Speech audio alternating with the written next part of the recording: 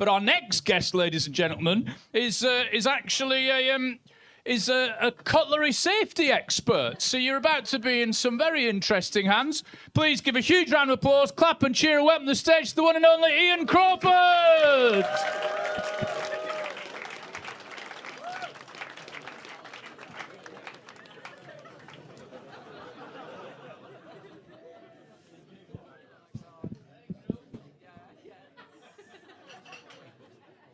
Think once, think twice, think fork, spoon, and knife. Good evening. My name's Ian Crawford. I'm here from the Sheffield office of the Steel and Cutlery Manufacturers, Allied Trades, Industries, and Guilds Association, SECMATIAGA for short. If you want to find out more, please check out the website.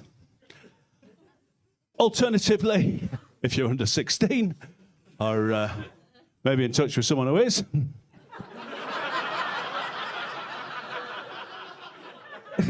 pop along to cutlery4kids.org. That's cutlery with a K, number 4, kids with Z, just growing the next generation of cutlery lovers.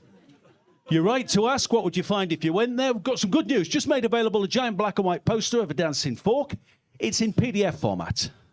That means if you download it, print it off, colour it in, it's yours to keep. Now, I'm here to raise the profile of steel, share my passion for health and safety, in particular the safe use of cutlery. Think once, think twice, think fork, spoon, and knife. You've probably seen the poster. That's one of mine. Take good forking care with your cutlery. That's one of mine also. It's a pilot phase poster campaign currently running in motorway service station toilets, southbound on the M6, M5, M1. If it goes well, we're going northbound. A fork in the hand is less painful than two in the bush. That's one we've been asked to rewrite. Now, please relax. In one or two, you're looking a bit concerned. Every single one of you getting a certificate of attendance. You can count that towards your annual CPD, your staff development, or if you're out to work, pop it on your CV. Now, the Office of National Statistics tells us, sadly, there are 12,000 accidental deaths here in the UK. Please do not be one of them. But the reason I'm here, and it can be a bit shocking when you hear it for the first time, there are 4 or 5 cutlery-related deaths each year. And I know what you're thinking, sir. Is it 4 or is it 5? The truth is, we had one happen right on the gong on New Year's Eve. And we're not sure whether it's counted as last year or this year. There are other accidents around the home. On average, there are 11 suffocations in bed each year. And now one of those suffocations last year was a numerically dyslexic duvet buyer. He thought he'd bought himself a 13.5 tog. They found him crushed under the weight of a 53.1. All I'm saying is it has turned a little nippy of an evening. You may be switching duvets. Before you go to bed tonight, don't make a blunder. Before you go under, check the label while you're still able. Think safe, be safe. That's my motto. Just a short introduction, just the basics. Stay where you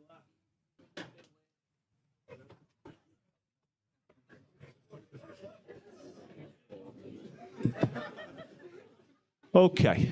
Sit up straight, my friend. Concentrate. No point being there otherwise. Here we go. Here we go. Don't be a clown. Turn that fork down. If you are going to leave a fork unsupervised, it only takes a moment to turn it over, thus minimising the likelihood of a prong or tine-related injury. Liverpool, I need your help. You want your certificates. Don't be a clown. Turn that fork down. Yeah, not around or upside down, my friend. No, no. If you start adding extra words, that's when accidents happen. Let's keep up. Now, I don't know if we've got any couples in. Is this a couple here? Perhaps a couple. You ever been out for a meal with this lovely lady? Or maybe somebody else's lovely lady. Have you ever finished your meal, but she hasn't finished hers? Yeah? Probably still yakking on. Have you ever leant over and stolen a chip off her plate? We've all done it, haven't we? Yeah, that's right, sir. Well, don't. That's right. Well, don't. It's one of the most dangerous things you can do with live cutlery around. That wasn't until recently. You can now steal a chip off your partner's plate. In fact, you can steal a chip off anybody's plate. Have you seen this? We call this the... Just so about that. We call this the extender fork. It's ever so easy to use. It's chip, flip, and dip. I've got 10 in the bag, $9.99. See me on the merchandise stand. Getting a lot of accidents reported when people spreading butter on toast. Please use the knife. It's ideally designed for the job. Look, let the knife do the work. Let the knife glide from side to side. Notice how my fingers are in the air there, not only acting as a natural counterweight and balance to the steel alloy knife, but also warning anyone around me that the knife is in operation. Don't be a nutter. Use a knife to spread butter. And I noticed a little bit of hesitance back there, but please be reassured, it will also work with non-dairy and olive-based spreads.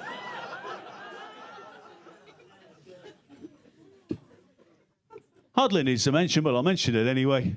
Only a fool breaks the one-spoon rule. Thank you. Now, one of the most dangerous items in the cutlery drawer is the teaspoon, size to injury ratio. That's a fact.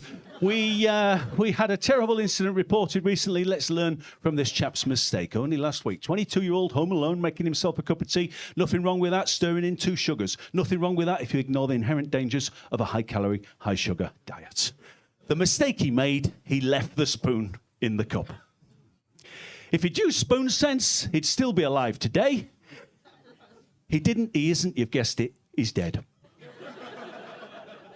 Well, he took the cup through into the dining room with the teaspoon still in, put it on the table, sat down on the chair. The chair gave way, he fell forward. Last thing he saw was that teaspoon handle coming towards his eye, sliced through his eye like a hot knife through butter. As I said to his mother, who found him bled to death on the dining room carpet, if it's any consolation, he probably wouldn't have felt a thing. Obviously, there might have been an initial stabbing sensation, followed by 3 to 4 to 5 to 10, 15 minutes of agony as the blood drained from his body. But once he slipped into unconsciousness, he would not have felt a thing. Now, I sense in a little bit of nervousness. The last thing I want to do is you to leave here tonight as nervous around cutlery. I want you to leave here as cautious yet confident cutlery users.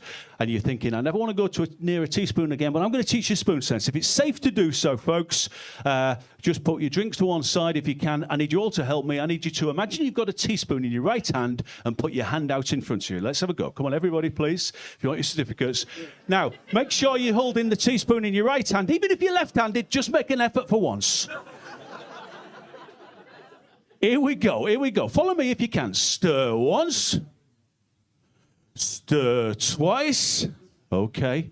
Now, this is the complicated bit. The hand opens up. Leave the spoon. Open up. Open up. Yeah, don't be shy. The other hand, if it's safe to do so, comes across. And we give it a bit of a shake. Move on. And then the arms in the air. Spoon sense. Give yourselves a round of applause. Give yourselves a round of applause.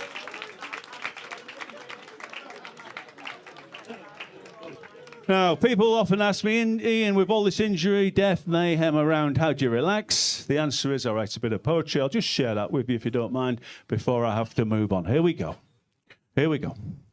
Don't be a loon, never run with a spoon. Take care of that knife. It could take a life. And whether you make love here in Liverpool, the wider northwest region, or York,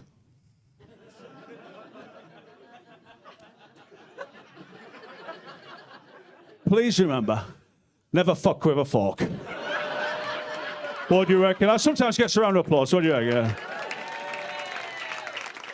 I'll tell you what, just before I go, I know wherever I go, the audiences, they get younger, better looking, all sorts of stuff, and they're looking at me, what's with all this poetry, Grandad? We're getting enough of that at college. So I've written this poem into a younger vibe. Before I go, I think I've got a minute. I'll just share that with you. But we've got to go quick. What's your name, my friend? Dale. Dale, have you ever dressed up as a fork live on stage? Give him a round of applause, folks.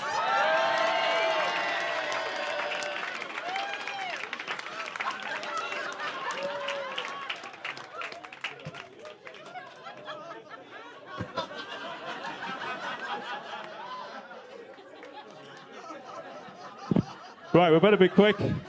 Dale, do you like to twerk, bump and grind, drop, spin, 360? Now's your chance. Now's your chance. Here we go. We need a vibe, folks. Put your hands in the air if you got cutlery in the house. Boom, boom, boom, boom, boom, boom, boom, boom, boom, boom.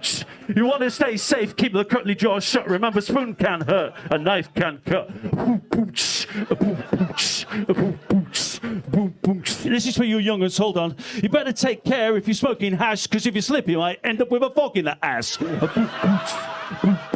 Big finish, here we go, big finish. Let's have a 360, come on. Boom, boom, boom, boom. Now, give me some respect, give me some hush. Remember, rappers don't kill people. Can I just stop you a sec? Listen to this. People say, is that vinyl? Is that the sound of vinyl? Listen, that's the sound of the cutlery drawer going in and out. Listen. Now, give me some respect. Give me some hush. Remember, rappers don't kill people. Cutlery does. Boom! Give her a round of applause. Put it there, my friend. Okay. What was your name, mate? That was Dale? Was that Dale? Dale, ladies and gents. That's Dale trained. Who's next? Ladies and gents, my name's Ian Crawford. I can't help thinking we made Liverpool a little bit safer. Please do spread the message. Not fair to wake friends and family up when you get in, but do try and catch them before breakfast. Stay safe, but most of all, stay cutlery safe. Thank you. Good night.